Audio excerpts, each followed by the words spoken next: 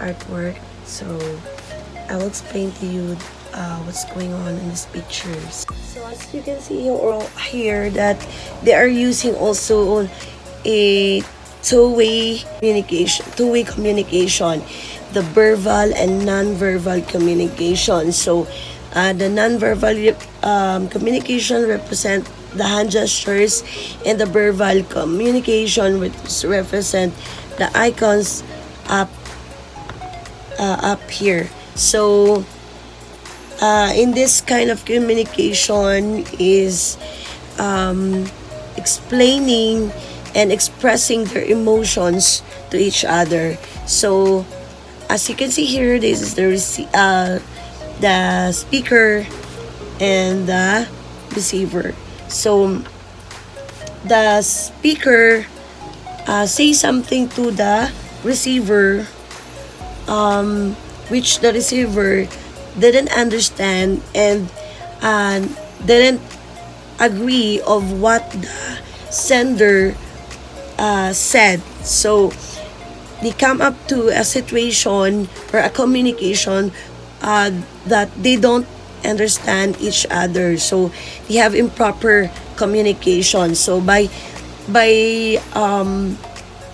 their emotions, even though they are using a verbal communication, through their emotion, they can have a barriers, which is their voice, because the voice also is the one of the barriers which affect rather on their communication. So if you say something and if you're using a verbal communication, say it in a nice way.